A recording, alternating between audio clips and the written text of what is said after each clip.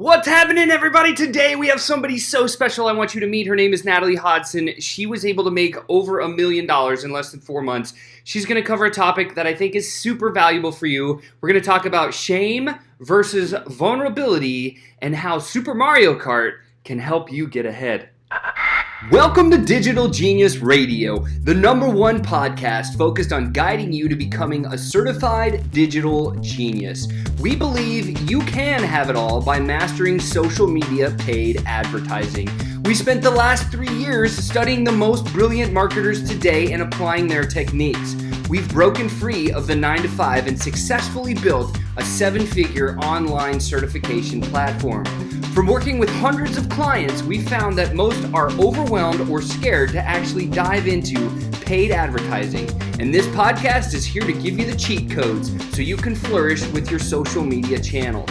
Join us and follow along as we continue to learn, apply, and share proven strategies, as well as give you the insights on how to win online with social media paid advertising. And now, here's your hosts, Chris Baden and Sean Malone. Welcome, Natalie. Natalie's in the house. I'm super excited to have her here. How are you doing, Natalie? I am so good. And look, I'm representing the shirt, the DGL shirt.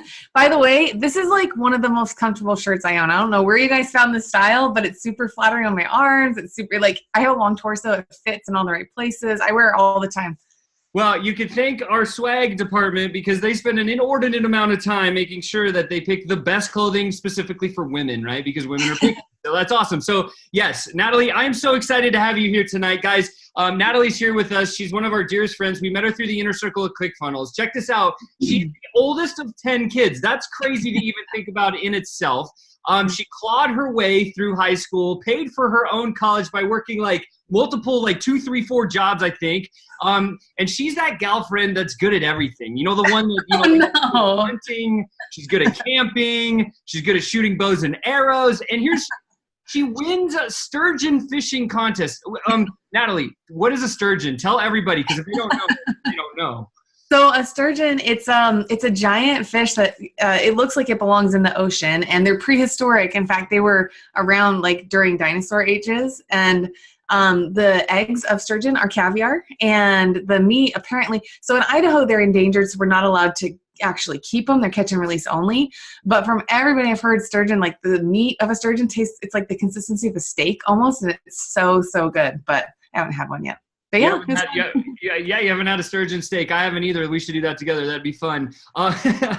She's also a mom. She's an online digital genius. You can tell from the shirt. And she's a winning entrepreneur. One of her biggest superpowers is vulnerability. So today we're going to have her talk about a couple of topics. We're going to ask her a bunch of questions. I know our panelists here have a ton of questions for you because you're a rock star in your own right, and your reputation precedes you by miles. So again, super excited to have you here, Natalie. Thank you for being on our show. Oh, you're so welcome. And I'm sorry that it's kind of dark. My lighting went out today, so I was trying to figure out how I could bring light in, and it's kind of dark. So I apologize for that. But that's all good. All good. I appreciate you being here. Thank you so much, Sean. I like you guys know, Sean and I are in Inner Circle Mastermind together, and the second I met those guys, we just clicked. We started talking fishing and hunting, and I know I always surprise people because they're like, who's this blonde girl that goes into the mountains by herself for weeks at a time, you know?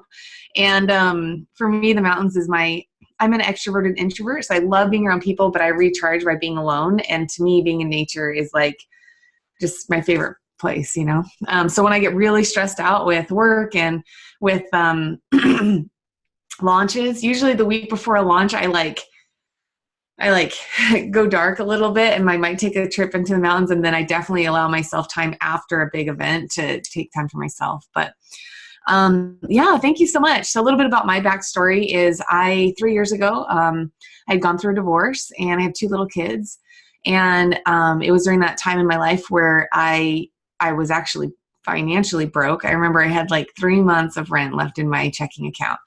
And I felt broken. You know, I remember feeling what value do I ever have to offer anybody ever again? And it was during that time that I stumbled into online marketing, and I didn't know anything. Like, the crazy thing is I had been a blogger for years, but I was so naive. Like, I had never collected a single email address. I had built this big following, and I had never like really sold to my audience. And so that's when I was like, hey, my back's against the wall financially. I have to figure this out. And so, I wrote what I did is I looked at my Google Analytics on my blog, and I said, okay, what are people already interested in? And my top 2 blog posts were this weird word called diastasis recti, which women that have babies, oftentimes after they have babies, their ab muscles separate and they don't come back together properly. And then at the same time, a lot of times after women have babies, if they laugh, cough, sneeze, jump on a trampoline, they'll accidentally pee their pants a little bit.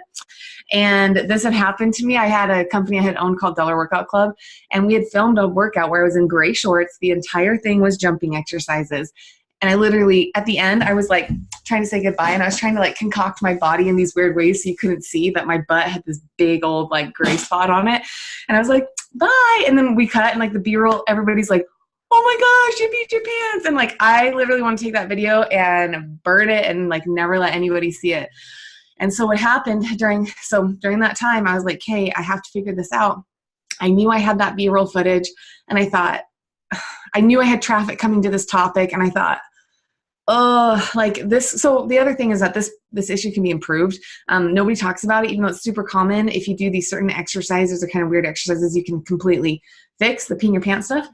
And so I knew I had a solution, and I thought, am I willing to tell the whole world that I used to pee my pants, right? But I knew there was something there, and I knew that if I was struggling with it, so many other people probably were too, right?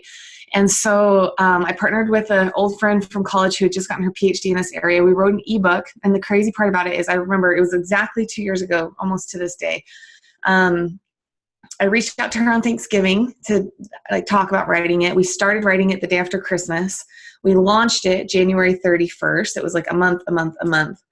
And within 86 days, we had done $535,000 on a $37 ebook. And in 4 months, I made $1 million on a $37 ebook. And yeah, it was crazy. So then like my whole life like turned upside down, and I was like, oh my gosh, we have something here. And it was an ebook. Like I didn't know anything about internet marketing, right? So I didn't even have like order bumps or upsells or down, like I didn't have anything. I just had this ebook. And so then all of a sudden I was like this whirlwind of like, this worked, and like, what else can I do? And I really just like immersed myself. Like I geeked out on internet marketing and tried to understand like the psychology behind marketing. And so then I added upsells, but still to this day, I don't have very many products over like $97. I'm not saying that's a good thing. I'm definitely not saying that's a good thing. It just took me a while to get the confidence to sell some higher ticket stuff. But the thing that I have realized is that, that makes me feel better about peeing my pants. That's awesome. The thing that I realized is that anytime I had been a blogger for a long time, and I had some viral posts, and I had built a following, and about like now I have about 500,000 followers on Facebook, like 50,000 on Instagram, and on Pinterest, we actually get 1 to 2 million unique users a month to our website from Pinterest, which is pretty cool. But the one thing I noticed is that every single viral post or every single successful product that I put out there, it always revolves around this idea of me talking about things that people don't usually talk about, right? So in another way of saying that might be being vulnerable, or some people don't relate with the word vulnerable, especially like men. Sometimes they're like, I'm not gonna be vulnerable. And I'm like, okay, well, just be real, right? You can just be real. It's the exact same thing. And so I started to really like look at, okay, I have something here.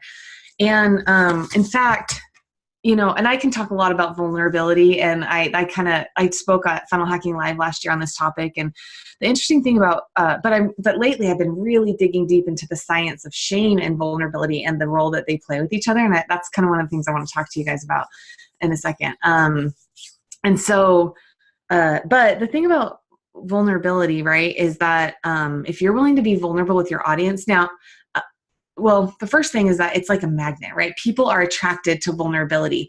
It's the ultimate human connector. But when you're the one being vulnerable, it makes you feel small and scared. And like every time I post something like actually vulnerable, it's like my hand does this when I go to hit post. Like still to this day, I still get nervous and scared because of course you're like, what are people going to think? People are going to judge me. But here's the thing, to everybody else watching, vulnerability looks brave and courageous.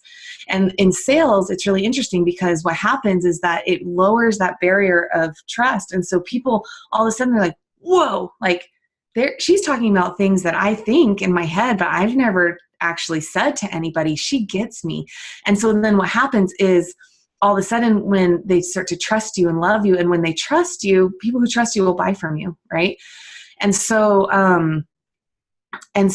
I have been lately really obsessed with this idea of the relationship between shame and vulnerability. And in fact, I was just kind of jotting some stuff out before I hopped on the call, which this is not even like anything. This is like a little stick figure, but like, so shame and vulnerability, right? So it's like oil and water. So the thing about shame is one of the most powerful emotions, right? It's the fear that we aren't enough. That's what shame, that's a definition, well, one of the definitions, I guess, of shame. And shame corrodes the very part of us that believes we are capable of change. And so the thing is that shame and vulnerability are opposites, right? So the more you're willing to be vulnerable and real with your audience, the less people feel shame when they're around you. And so here's the thing, right? If shame is the fear that we aren't enough, the less people feel shame, the more they feel like they are enough, that they are capable of change. And so the cool thing about being vulnerable is like, and real with your audience is that it starts to make them believe that they're capable of things. And so it's like, it's kind of like, does anybody here like to play Mario Kart? I'm a weird Nintendo person. Okay. So it's kind of like, if you're playing Mario Kart and like you can win kind of without power-ups, but if you get power-ups, you're going to like shoot ahead of everybody. Vulnerability is kind of like the super mushroom, right? So you get the super mushroom and all of a sudden you're driving the car anyways, you're doing it anyways. You get that super mushroom and you like fly above all your other competition. And that's the thing is like, we're putting out the courses anyways, we're creating the products anyways. But this is a superpower that if you can leverage it and use it properly, it's like putting gasoline on your brand and it will instantly draw a mass amount of people to you. And the thing is I think a lot of us naturally believe the idea that vulnerability is a weakness. And I think that myth is profoundly dangerous. I really believe that even as a society or as a culture, like the more we're willing to just bring those barriers down and be real with each other, the more connected we feel, the more trust we feel. And I mean, I could go off on that tangent. So, and then the last thing I want to add, and then I'll answer questions or just say a few other things, but is that so you can't just go around being vulnerable all the time, right? So like we all know that like hot mess person on Facebook that's always posting their drama, right? Like, so there's a fine line between, so in my business model, I provide 80% free content, and that's just good quality content. So recipes, workouts, just motivation stuff. And on my website, I have like my professional stuff, right? But then that's where social media can play a role. And social media is a great place for you to show kind of the behind the scenes. Like you have your own reality TV show with Instagram stories and Facebook Lives.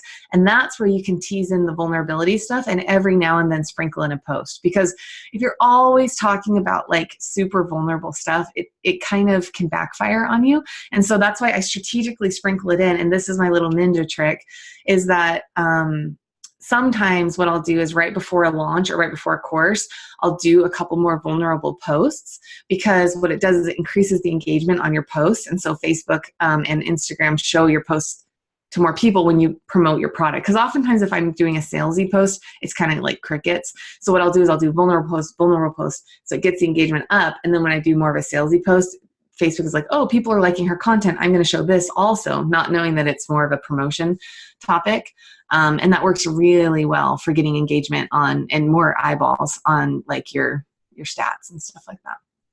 Thanks for listening to Digital Genius Radio. We'd love it if you could share our podcast with 3 others that you think could get some value from it. Don't forget to like and subscribe to our channel. And remember, hit that notifications button so we can alert you for each new episode that comes out.